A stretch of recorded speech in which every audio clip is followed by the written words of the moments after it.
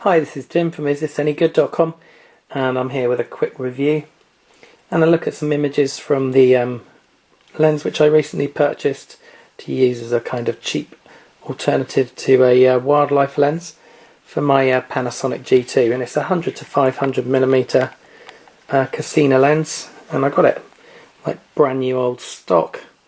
And my verdict on the actual kind of build quality is pretty good. It's well built, solid metal affair which has got a pretty decent grip, a small sort of tripod mount there. There's no built-in lens hood, but you can get one if you want. And it is a pretty usable lens as well. Weighs about 1 kilogram, so it's not too heavy, just under 1 kilogram, about 990 grams. And the aperture is a bit slow. It's f5.6 at the 100mm end, going to f5.8 at the 500mm lens end, but it's still pretty usable in decent light.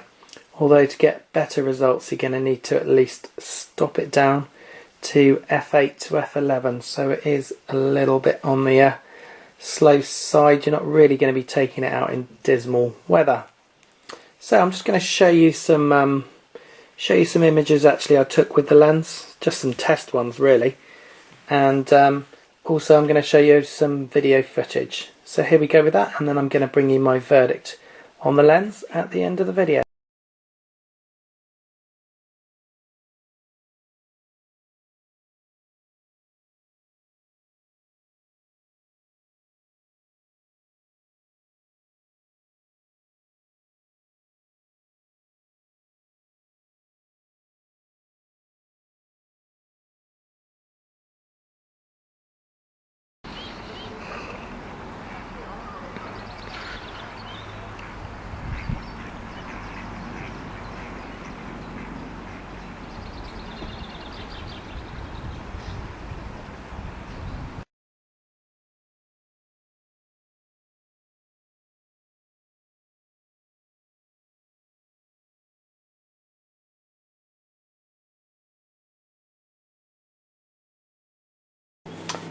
Okay, so finally on to my verdict, and as you can finally see, the actual Cosina lens attached to my Panasonic G2 camera.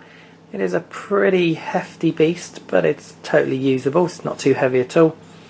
Now, if you're going to use it on a similar camera, which I'm guessing you're going to get the most out of it, something which is going to multiply it by at least sort of 1.5 or 2 times. There's loads of different options for you, loads of different cameras. As long as you can get an adapter for one of these lenses, then you should be able to use it quite successfully. Now, it is not really a low light lens, it's pretty slow, but it does offer decent quality. You can get some decent images out of it, especially if you stop it down a little bit photography wise, but you are only really going to be able to use it in very good light. But as a sort of video